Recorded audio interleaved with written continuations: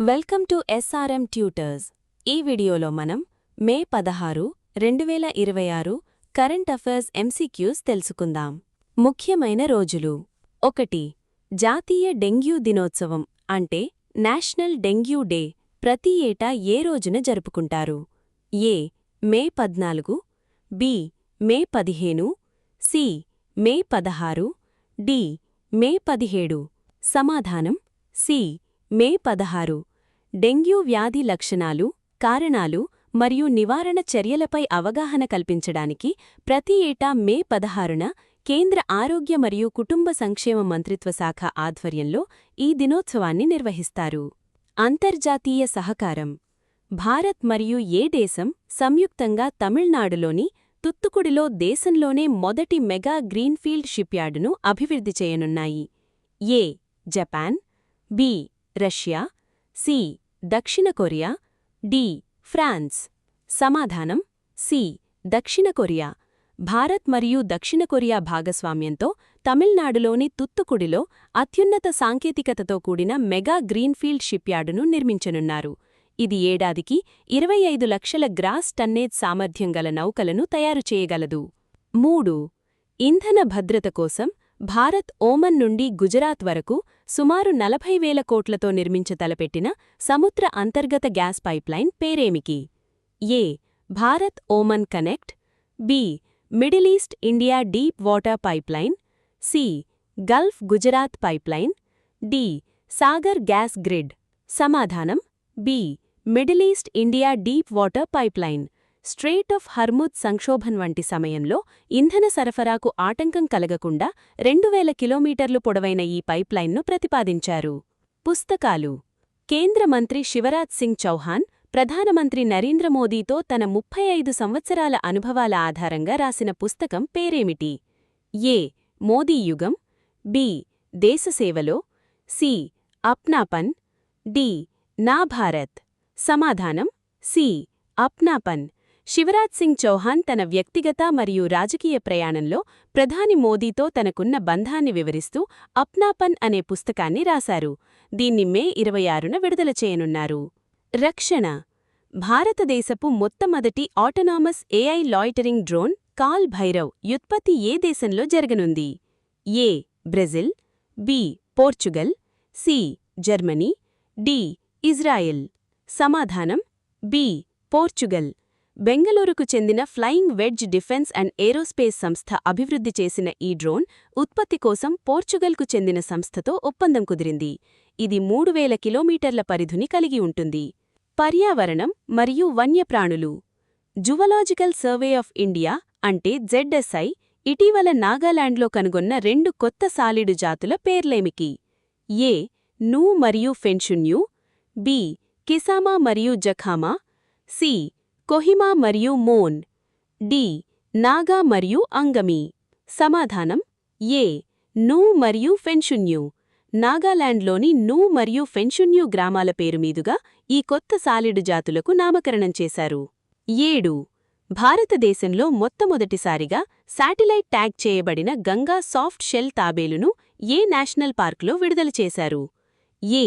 Gym Corbett national park, B. Kaziranga national park, C. Gir national park, D. Periyar national park. సమాధానం B. Kaziranga national park. అంతరించిపోతున్న ఈ తాబేలు జాతుల కదలికలను పర్యవేక్షించడానికి శాటిలైట్ ట్యాగ్ చేసి అస్సాంలోని కాజిరంగాలో విడుదల చేశారు. 8. లడఖ్లోని చాంగ్థాంగ్ ప్రాంతంలో సుమారు 14,000 అడుగుల కంటే ఎక్కువ ఎత్తులో ప్రారంభించబడిన సాగునీటి కలువ పేరేమికి? ఏ. యాయా కలువ, B. Mahe Tokpo Raldo, C. Sindhu canal, D. Leh lift irrigation. సమాధానం బి. మాహే తోక్పో రాల్డో. వివరణ: లడఖ్ నెల్జీ వినయ్ కుమార్ సక్సేనా ఈ కలువను ప్రారంభించారు. ఇది యాయా సరస్సు నుండి నీటిని సుమారు 100 ఎకరాల సాగుభూమికి అందిస్తుంది.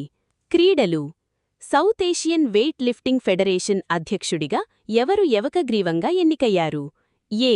సబీనా యాదవ్, బి. సహదేవ్ యాదవ్, సి. రామకృష్ణ శ్రేష్ఠ, డి. అనిల్ ఖన్నా. సమాధానం బి. సహదేవ్ యాదవ్. ప్రస్తుతం ఇండియన్ వెయిట్ లిఫ్టింగ్ ఫెడరేషన్ అధ్యక్షుడిగా ఉన్న సహదేవ్ యాదవ్ ఇప్పుడు దక్షిణాసియా విభాగానికి కూడా నాయకత్వం వహించనున్నారు. 10.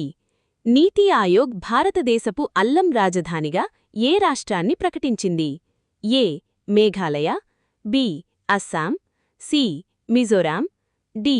కేరళ. సమాధానం సి. మిజోరాం. మిజోరాంలో పండించే అల్లం నాణ్యతను గుర్తించి నీతి ఆయోగ్ ఈ గుర్తింపు ఇచ్చింది. కేంద్ర ప్రభుత్వం ఇక్కడ అల్లం సాగును పెంచడానికి 190 కోట్లతో అల్లం మిషన్ ప్రారంభించింది. వాణిజ్యం మరియు నిబంధనలు. డీజీఎఫ్టీ తాజా నిబంధనల ప్రకారం అడ్వాన్స్ ఆథరైజేషన్ స్కీమ్ కింద ఒక లైసెన్స్పై గరిష్టంగా ఎంత బంగారం డ్యూటీ ఫ్రీగా దిగుమతి చేసుకోవచ్చు? ఏ. 50 కిలోలు, బి. 100 కిలోలు, సి. 200 కిలోలు, డి. 500 కిలోలు. సమాధానం బి. 100 కిలోలు. దుర్వినియోగాన్ని అరికట్టడానికి జెమ్స్ మరియు జ్యువెల్లరీ సెక్టార్లో ఒక లైసెన్స్కు 100 కిలోల దిగుమతి పరిమితిని విధించారు. నియామకాలు. పుదుచ్చేరి ముఖ్యమంత్రిగా వరుసగా 5వసారి ఇటీవల ఎవరు ప్రమాణ స్వీకారం చేశారు? ఏ. వి. నారాయణస్వామి, బి. ఎన్. రంగసామి, సి. మల్లాడి కృష్ణారావు, డి. ఏ. నమశివాయనం. సమాధానం బి. ఎన్. రంగసామి. ఏఐఎన్ఆర్సీ నేత ఎన్. రంగసామి 5వసారి సీఎంగా బాధ్యతలు చేపట్టి రికార్డు సృష్టించారు. 13. రిలయన్స్ ఇండస్ట్రీస్ అనుబంధ సంస్థ అయిన జియో ప్లాట్ఫామ్స్ మేనేజింగ్ డైరెక్టర్గా 5 సంవత్సరాల కాలానికి ఎవరు నియమితులయ్యారు? A. Mukesh Ambani, B. Anant Ambani, C. Akash Ambani, D. Isha Ambani. సమాధానం సి. ఆకాష్ అంబానీ. ఆకాష్ అంబానీ ఏప్రిల్ 9, 2026 నుండి అమలులోకి వచ్చేలా జియో ప్లాట్ఫామ్స్ మేనేజింగ్ డైరెక్టర్గా నియమితులయ్యారు. ఆర్థికం మరియు గణాంకాలు. ఎన్ఎస్ఓ సవరించిన షెడ్యూల్ ప్రకారం ఇకపై ప్రతి ఏటా వార్షిక జీడీపీ అంచనాలను ఏ రోజున విడుదల చేస్తారు? A. May 31, B. June 1, C. June 5, D. June 7. సమాధానం డి. జూన్ 7. గణాంకాలే ఖచ్చితత్వం కోసం గతంలో ఉన్న మే చివరి తేదీని మార్చి జూన్ 7వ తేదీన జీడీపీ డేటా విడుదల చేయాలని నిర్ణయించారు. సంస్కృతి మరియు చరిత్ర. విదేశీ వ్యవహారాల మంత్రి ఎస్. జైశంకర్ గణితశాస్త్రంలో భారత్ ప్రాముఖ్యతను తెలుపుతూ శూన్యం నుండి అనంతం అనే ప్రదర్శనను ఎక్కడ ప్రారంభించారు? A. Paris, B. London, C. New York అంటే యుఎన్హెచ్క్యూ, డి. దుబాయ్. సమాధానం సి. న్యూయార్క్ అంటే యుఎన్హెచ్క్యూ. ఐక్యరాజ్యసమితి ప్రధాన కార్యాలయంలో జరిగిన ఈ ప్రదర్శనలో భారత్ ప్రపంచానికి అందించిన శూన్యం వంటి గణిత ఆవిష్కరణలను ప్రదర్శించారు. ఈ వీడియో మీకు నచ్చితే లైక్ చేయండి, మీ ఫ్రెండ్స్తో షేర్ చేయండి. మరిన్ని డైలీ అప్డేట్స్ కోసం మన ఛానల్ని సబ్స్క్రైబ్ చేసుకోండి. రేపటి క్లాస్లో మళ్ళీ కలుద్దాం. All the best. మీరు ఈ కరెంట్ అఫైర్స్ని ప్రాక్టీస్ చేయాలి అనుకుంటే ప్లీజ్ విజిట్ srmtutors.in వెబ్సైట్. ఫ్రీగా రోజువారీ కరెంట్ అఫైర్స్ టెస్ట్ ఇంకా GK bits, daily jobs information గురించి తెలుసుకోండి. దయచేసి మా ఛానల్ను సబ్స్క్రైబ్ చేసుకోండి. వీడియో యూస్ఫుల్గా ఉంది అనిపిస్తే ఒక లైక్ చేసి మీ ఫ్రెండ్స్కి షేర్ చేయండి.